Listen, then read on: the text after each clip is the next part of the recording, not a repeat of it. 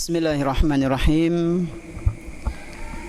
Assalamualaikum warahmatullahi wabarakatuh.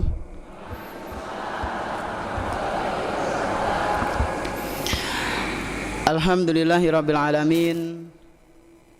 Wassalatu wassalamu ala nabiyyina Muhammadin wa ala alihi wa ashabihi wa man tabi'ahum bi ihsanin ila yaumiddin.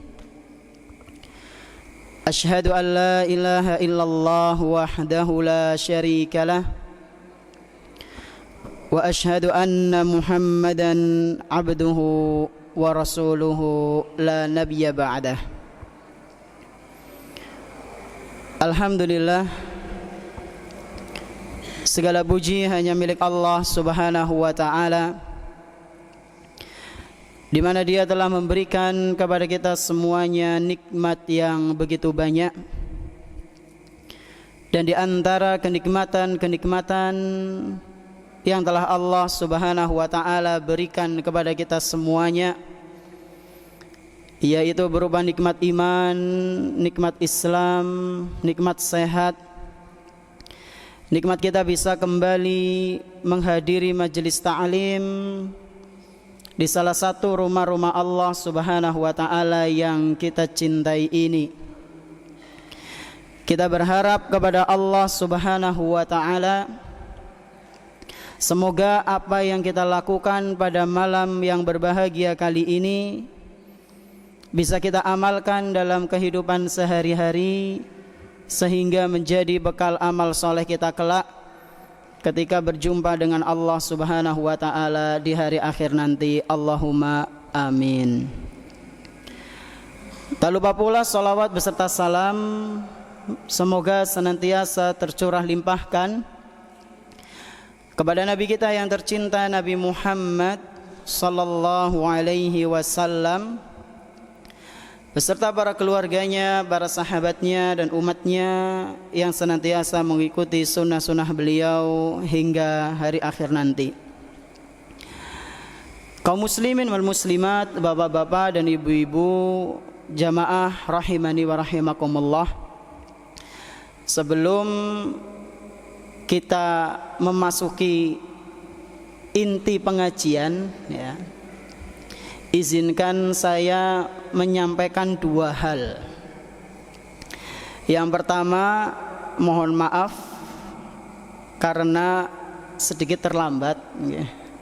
Qadarullah dalane macet, jebule wonten apa? Wonten tontonan.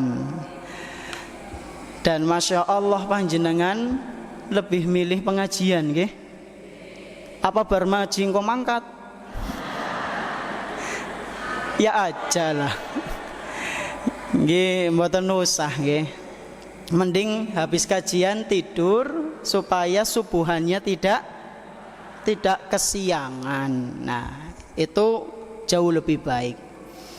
Jadi mohon maaf tadi sedikit terlambat. Kemudian yang kedua, saya mau klarifikasi niki. Ada kekeliruan yang nuwun sewu disampaikan oleh pembawa acara tadi. Beliau menyampaikan saya ini sebagai pengasuh pondok. Sanes nggih, saya cuma bantu-bantu ngajar saja di sana. Jadi sanes pengasuh nggih, Pak. Nun sewu niki. Mbok nanti ada yang tiba-tiba japri saya, ya. Kapan jadi pengasuh, ya. Jadi itu dua hal yang ingin saya sampaikan di awal. Adapun pengajian kita pada malam hari ini judulnya nopo, Pak Bu? Sudah ada yang tahu atau masih belum tahu? Tentang nopo? Dereng ngertos? Dereng bapak-bapak dereng. Pripun iki panitia pengajian? Mboten di-share nggih. Oh nggih, sampun nggih. Judul kajiannya adalah bersedekah tidak harus menunggu nopo kaya. Jadi kalau kita mau bersedekah, ora kudu sugih dhisit ya. Sebagian orang ada yang beranggapan bahwa kalau kita mau sedekah, maka idealnya ya kita sudah kaya raya dulu. Nek wing sugih nembe sedekah. Kira-kira menurut panjenengan niki Pak Bu, anggapan yang seperti ini benar apa keliru? Keliru? Masya Allah. Berarti panjenengan rajin sedekah nggih? Apa nek pas lagi anak? Oh berarti ya pada baik karo sing niki. Jadi ini adalah anggapan yang keliru Pak Bu. Orang yang mengatakan nyong pengen sedekah tapi engkolah nek wis sugih. Ini keliru, kurang tepat. Karena orang yang bersedekah itu bukannya semakin miskin, tapi dia akan semakin kaya. Jadi pendapat tadi keliru sekurang-kurangnya dengan dua jawaban. Yang pertama, sedekah itu tidak harus menunggu kaya, karena sedekah itu bisa membuat orang justru semakin kaya. Ini yang pertama. Dan sedekah itu tidak akan mengurangi harta. Kata Nabi SAW, "Mana qasat shadaqatun min malin." Orang yang menyedekahkan hartanya itu di jalan Allah Subhanahu wa taala, maka hartanya tidak akan berkurang. Ini yang pertama. Yang kedua, kenapa kok pendapat tadi keliru? Karena jawabannya ya Pak Bu, rahimani wa rahimakumullah, sedekah itu bentuknya enggak harus harta. Jadi selama ini mungkin ada sebagian dari kita yang beranggapan sedekah ya kudu nganggo duit. Padahal napa? Tidak. Dalam sebuah hadis disebutkan bahwa pernah suatu hari Nabi SAW itu didatangi oleh sahabat-sahabatnya. Jadi ada sekelompok sahabat mendatangi sinten? Nabi Muhammad SAW. Para sahabat ini mengeluhkan keadaan mereka. Mereka merasa iri dalam tanda kutip kepada sebagian sahabat yang mana mereka adalah orang-orang kaya. Jadi yang menemui Nabi SAW itu adalah kalangan sahabat Nabi dari orang-orang yang enggak kaya. Mereka iri kepada orang-orang yang kaya. Mereka mengeluhkan keadaan itu kepada Nabi SAW. Mereka mengatakan, "Ya Rasulullah, zahaba ahlud dusur bil ujur." Wahai Rasul, orang-orang kaya mereka telah pergi membawa pahala yang begitu banyak.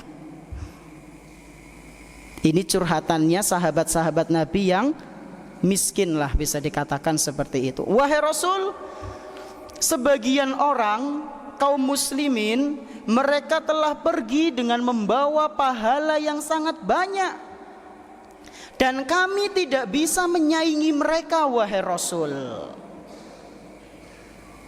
Yusalluna kama nusalli, dalam amalan solat kami bisa menyaingi mereka wahai Rasul. Wong sugih solat nyung ya tayang solat wahai Rasul. Wa yasumuna kama nasum, mereka berpuasa kami juga bisa berpuasa wahai Rasul. Tapi ada satu amalan yang menurut kami nggak bisa nyaingi mereka wahai Rasul. Yaitu amalan apa? Sedekah. Wa yatasaddaquna bifuduli amwalihim. Tapi wahai Rasul, ketika mereka orang-orang kaya ini menyedekahkan harta mereka, mereka meraih pahala dari sedekah-sedekah mereka, kami nggak bisa nyaingi mereka wahai Rasul. Ya karena kami nggak punya duit. Ini bagaimana wahai Rasul? Masya Allah nggih. Ini sahabat Nabi iri karena masalah nopo? Akhirat. Nah, kalau kita kadang iri masalah apa? Masalah dunia ya. Protes tetangganya dapat bantuan, kita kita juga dapat, cuma waktunya apa? Telat mungkin ya. Kedene nguli nyong ora ya. Misal merasa iri tetangganya motore anyar ya, panas di rumah. Itulah masalah kita kadang dalam urusan dunia. Tapi para sahabat Nabi, mereka merasa iri dalam urusan akhirat. Lalu apa tanggapan Nabi sallallahu alaihi wasallam? Rasulullah sallallahu alaihi wasallam menjawab, awalaisa qad ja'alallahu lakum ma tasaddaqun. Wahai para sahabatku, bukankah Allah Subhanahu wa ta'ala telah memudahkan kalian untuk bersedekah kapanpun itu? Sedekah itu enggak harus pakai duit. Sedekah itu bisa pakai tenaga, pikiran, dan akhlak yang baik. Bukankah Allah Subhanahu wa ta'ala telah memudahkan kalian untuk bersedekah di setiap waktu? Kemudian Nabi SAW menyebutkan amalan-amalan yang dinilai sedekah. Yang pertama, kata Nabi SAW, inna bikulli tasbihatin shadaqah. Ketahuilah, sesungguhnya setiap kali engkau bertasbih itu dinilai sedekah. Tasbih niku napa? Tasbih kudu sing bunder-bunder nggih. Tasbih napa Pak Bu? Subhanallah nggih, zikir. Bismillah.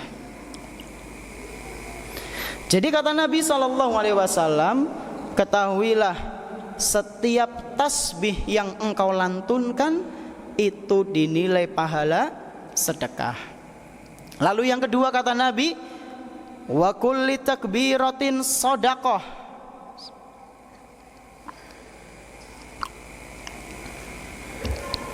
Dan setiap takbir yang engkau kumandangkan, yang engkau lantunkan, itu dinilai sedekah. Tasbih, terus napa? Takbir. Wa kulli tahmidatin shadaqah. Dan setiap tahmid, tahmid niku napa? Ucapan alhamdulillah ya. Maka itu dinilai sedekah. Kemudian yang keempat kata Nabi SAW, wa kulli tahlilatin shadaqah. Dan setiap ucapan tahlil, tahlil niku napa? Ucapan la ilaha illallah, itu juga dinilai sedekah. Apakah cukup sampai di situ? Tidak. Kata Nabi SAW, wa amrun bil ma'rufi shadaqah. Melakukan amal ma'ruf, melakukan amar ma'ruf itu juga dinilai sedekah. Amar ma'ruf sih nopo Pak Bu? Amar ma'ruf adalah mengajak orang lain untuk berbuat kebaikan. Jadi ketika kita ngajak tetangga kita, saudara kita, keluarga kita untuk ikut pengajian, itu kita sudah mendapatkan pahala nopo? Sedekah. Ya. Ngajak atau mencegah orang lain berbuat keburukan, ya. Jangan riba. Riba itu dilarang oleh Allah Subhanahu wa ta'ala dan Rasulnya.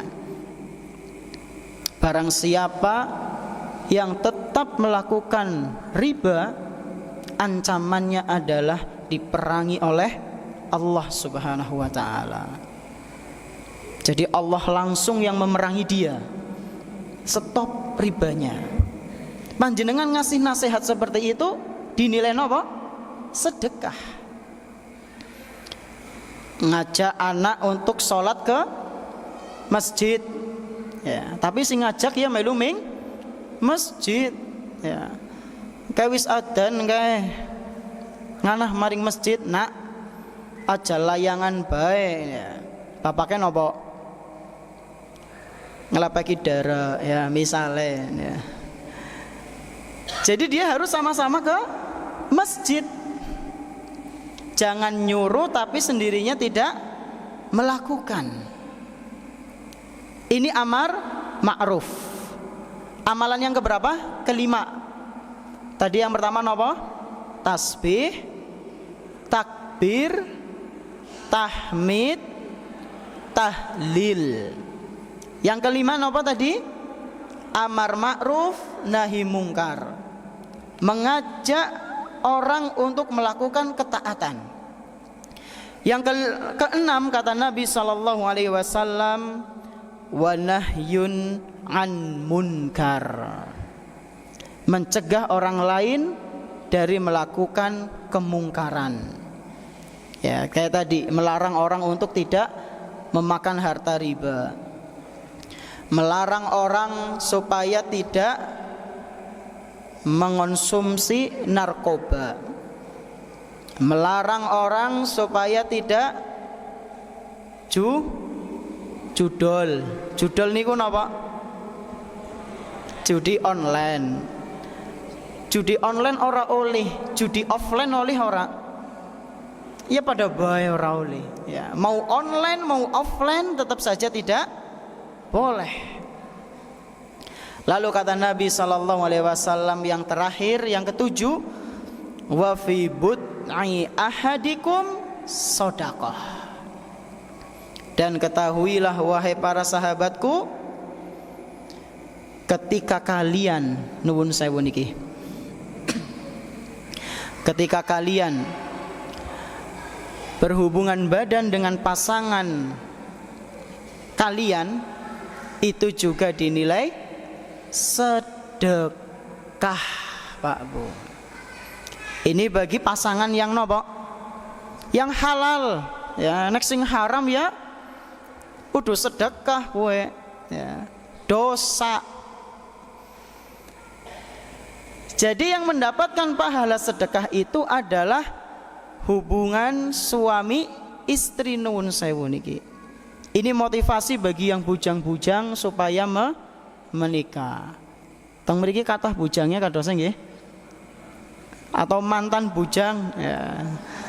Sudah pernah bujang gitu. Jadi kata Nabi SAW di akhir hadis itu, beliau mengatakan, dan di setiap nuwun sewu kemaluan yang kalian letakkan pada tempatnya, yaitu dalam bahasa ringkasnya adalah berhubungan badan, itu dinilai sedekah. Maka para sahabat ketika mendengar sabda Nabi SAW yang terakhir ini, mereka bertanya, "Ya Rasulullah, ayati ahaduna syahwatahu wa yakunu lahu fiha ajrun?" Wahai Rasul, apakah salah seorang di antara kita ketika sudah berstatus suami istri, kemudian kita mendatangi istri-istri kita, kemudian berhubungan badan dengan mereka, apakah itu ada pahalanya wahai Rasul? Jadi para sahabat ini mereka masih bingung, masa kayak gue oleh pahala? Ya, mereka tanya lagi kepada Rasul. Maka Nabi SAW menjawab pertanyaan itu dengan kias, analogi. Kata Nabi SAW, "Ara'aitum law wada'aha fi haramin akana alaihi fiha wizrun?" Wahai para sahabatku, bukankah ketika seseorang menyalurkan syahwatnya pada tempat yang haram, dia mendapatkan dosa? Ya. Jadi Nabi ngasih perumpamaan, analogi. Bukankah orang yang menyalurkan syahwatnya bukan pada tempatnya, pada hal-hal yang diharamkan, mereka dapat dosa? Dapat mboten? Dosa. Fakadzalika idza wada'aha fil halali kana lahu ajrun. Maka demikian pula seseorang yang menyalurkan syahwatnya pada tempat yang halal, maka dia akan mendapatkan pahala. Jadi beruntunglah bapak-bapak dan ibu-ibu yang sudah berkeluarga. Panjenengan itu kalau nyari pahala gampang banget, Masya Allah. Panjenengan bercanda dengan pasangan panjenengan itu dinilai pahala. Panjenengan suap-suapan dengan pasangan panjenengan dinilai pahala. Pandang-pandangan juga dapat pahala. Akeh mboten? Akeh. Nah. Jadi jangan merasa lah Ustaz, nyong tanu wis kaki-kaki ya ora memper kaya kowe. Ya enggak lah, okay. Justru yang usianya sudah semakin sepuh itu yang jauh lebih membutuhkan keromantisan dalam rumah tangga, ya. Karena di setiap pandangan yang ditujukan kepada pasangan kita, obrolan yang ditujukan dengan yang kita obrolkan dengan pasangan kita, hal-hal baik yang kita lakukan dengan pasangan kita, itu dinilai pahala napa? Sedekah. Hadis ini hadis sahih, diriwayatkan oleh Imam Muslim.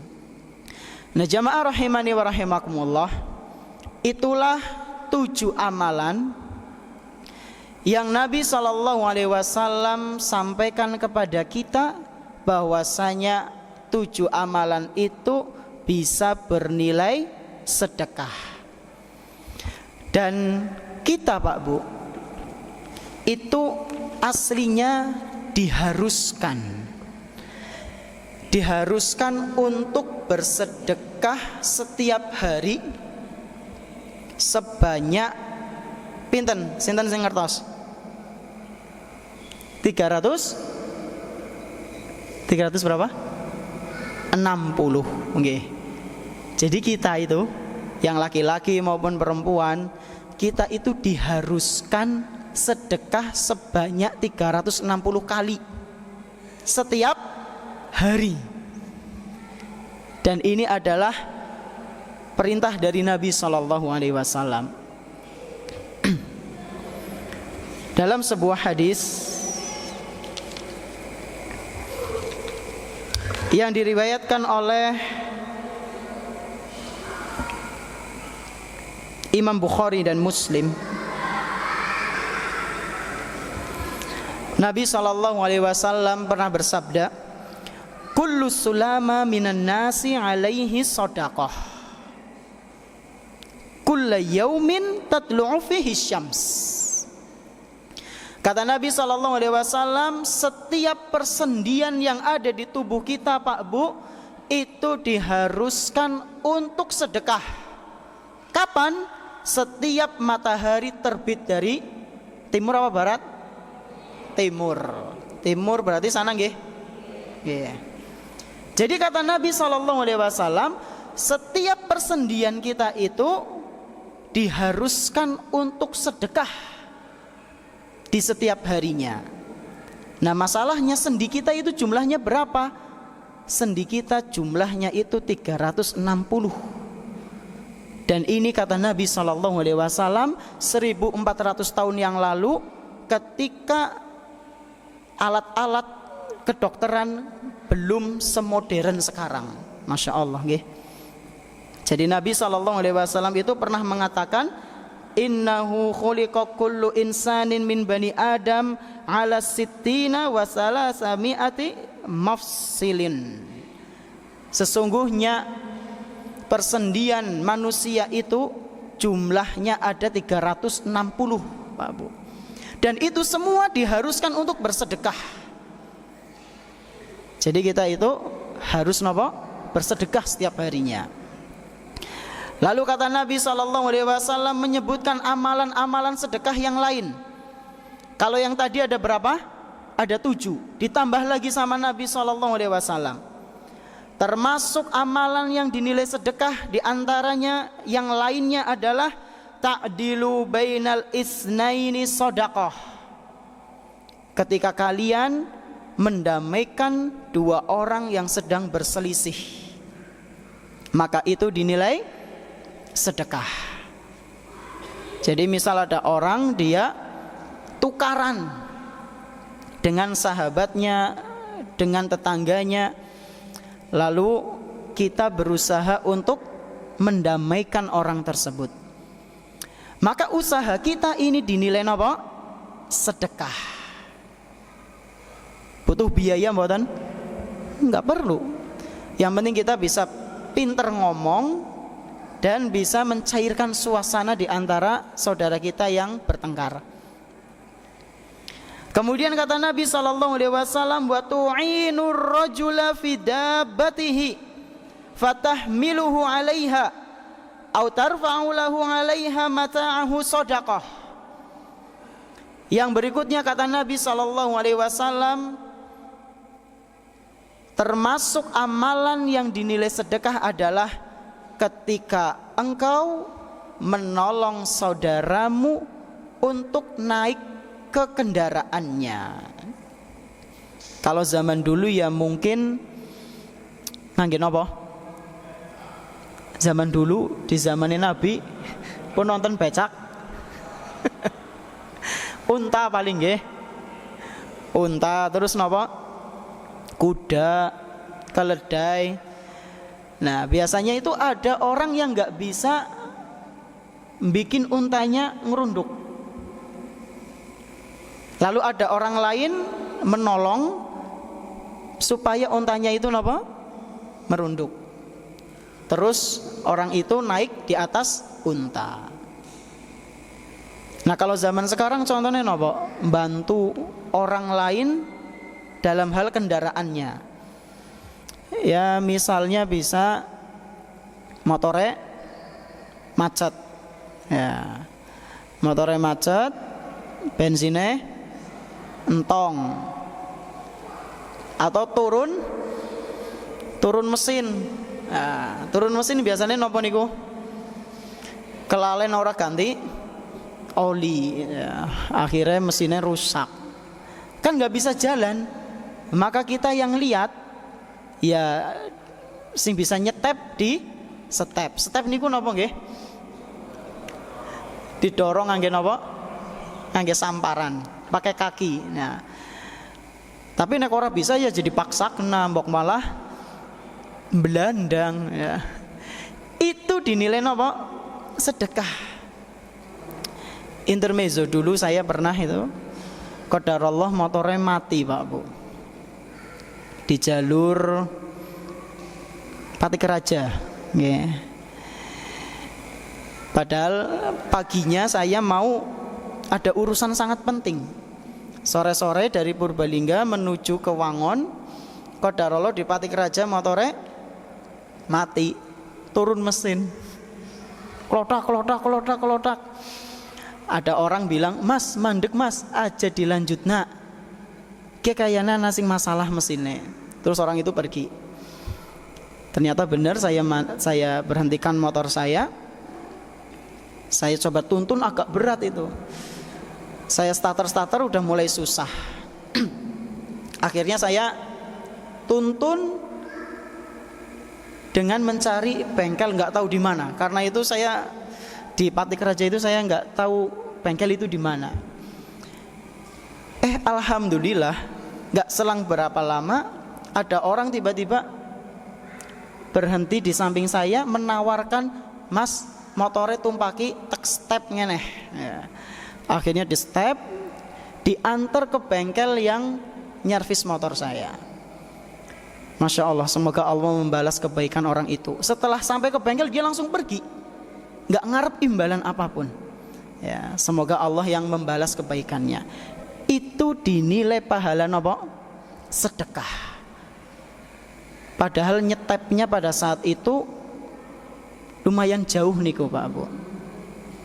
Ya, mungkin jaraknya bisa dari masjid sini sampai SD Wirasana napa nggih? Pertigaan lurus lagi itu SD nggih. Nggih, sampai situ. Kan lumayan atoh ya. Tapi Masya Allah orang itu kemudian langsung pergi. Dia sama anaknya ya. Semoga Allah Subhanahu wa taala membalas kebaikannya. Itu dinilai sedekah. Atau ketika orang menaikkan barang-barang orang lain di atas tunggangannya. Kata Nabi SAW tadi, "Au tarfa'u lahu 'alaiha mata'ahu."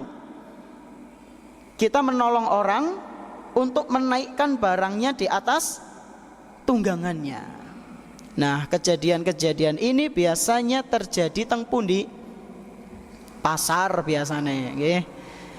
Orang-orang bawa dagangan, ya, bawa ini itu, kadang ada yang kesusahan, ya kita bantu, nggak usah mengharapkan imbalan. Ya, kayaknya apa teh 5 kilo ge, berarti sekilone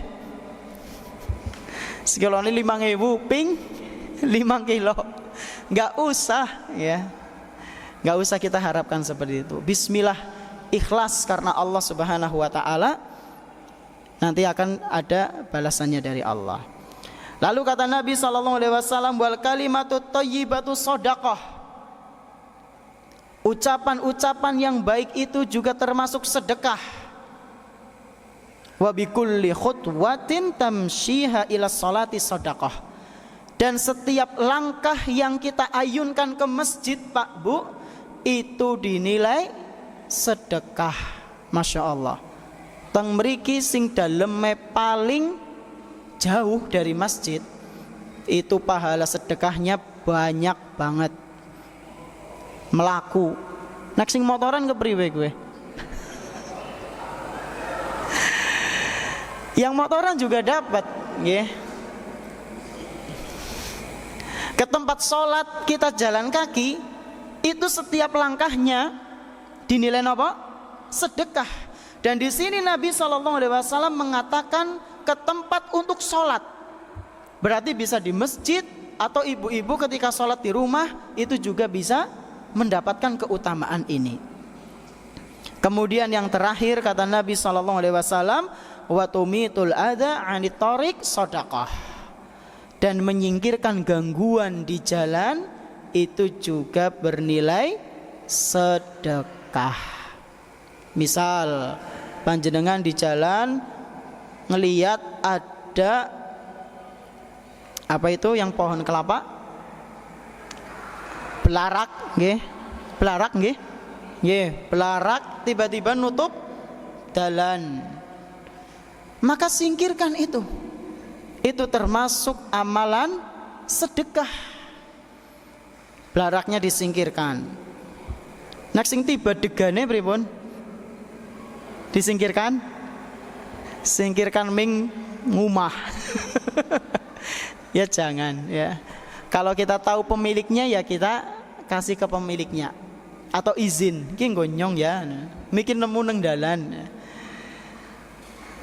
Jadi menyingkirkan gangguan segala hal yang mengganggu di jalan Pak Bu, baik itu belarak, ada kayu, ada batu, ada kotoran-kotoran yang mengganggu, disingkirkan. Itu termasuk amalan sedekah.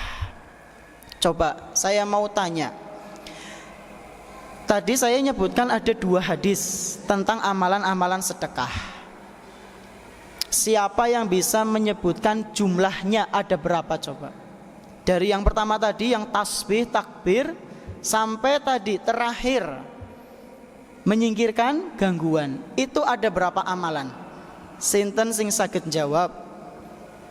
Wonten hadiah Pak? Wonten pinten?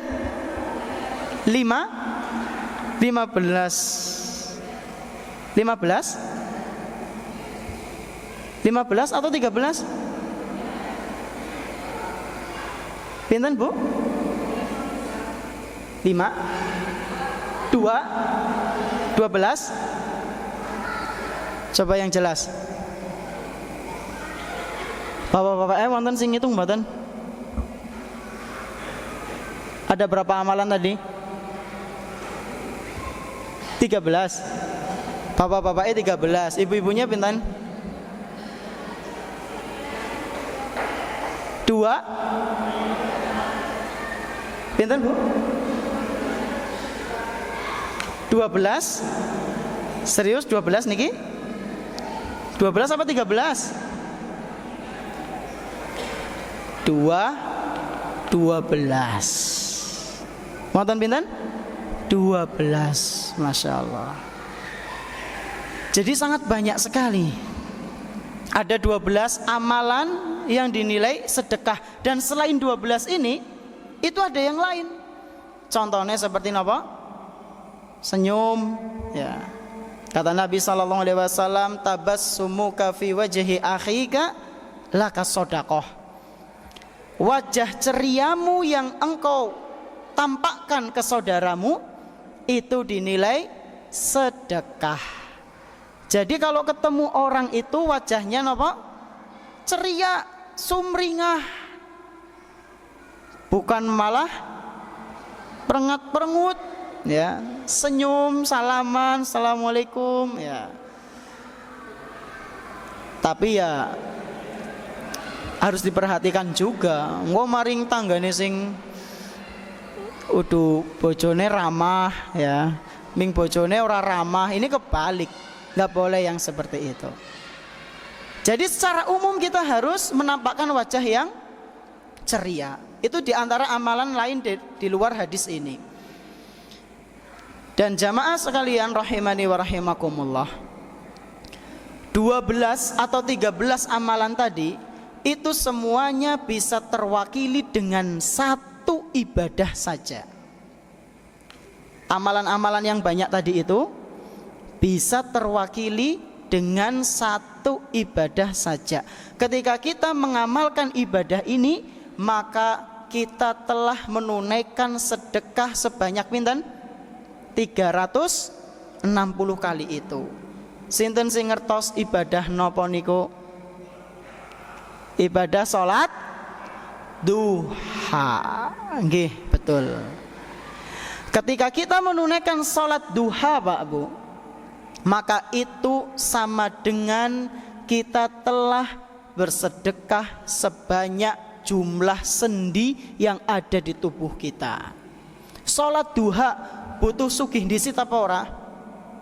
Ora. Yang kaya, yang miskin, yang sederhana, orang yang suka hal-hal yang mewah, semua bisa salat duha.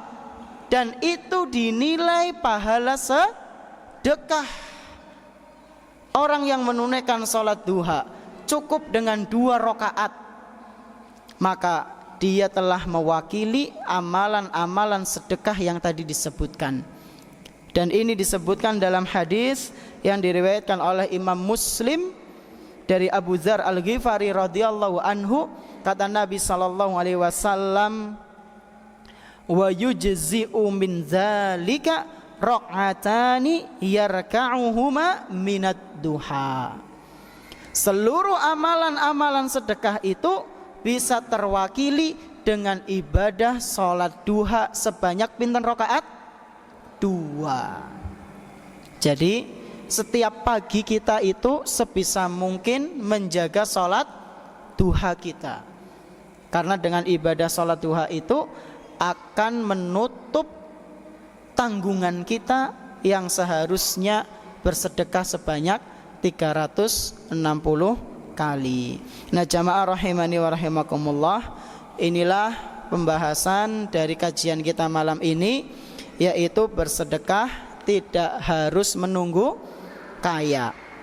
Karena ternyata amalan-amalan sedekah itu ya, atau amalan-amalan yang dinilai dengan pahala sedekah itu sangat banyak, dan diantaranya adalah menunaikan sholat duha 2 rakaat di setiap pagi. Dan sholat duha itu waktunya sih kapan? Ya, ketika matahari sudah terbit sampai menjelang zuhur. Dan waktu yang paling afdol untuk menunaikan sholat duha itu adalah waktu yang menjelang zuhur. Ya mungkin kalau sekarang jam 11, ya, jam 11-an itu. Wallahu ta'ala alam bisawab. Semoga yang sedikit ini bermanfaat. Kemudian kita tutup kajian ini dengan doa dulu. Kita berdoa bersama-sama Pak Bu. Semoga Allah subhanahu wa ta'ala mengijabah doa kita bersama. Bismillahirrahmanirrahim. Allahumma salli ala Muhammad wa ala ali Muhammad kama sallaita ala Ibrahim wa ala ali Ibrahim innaka Hamidum Majid. Wa barik ala Muhammad wa ala ali Muhammad kama barakta ala Ibrahim wa ala ali Ibrahim innaka Hamidum Majid. Allahumma inna nas'aluka al-huda wat-tuqa wal-'afaf wal-ghina. Allahumma inna nas'aluka al-huda wat-tuqa wal-'afaf wal-ghina. Allahumma ati nufusana taqwaha wa zakkiha anta khairu man zakkaha anta waliyuha wa maulaha.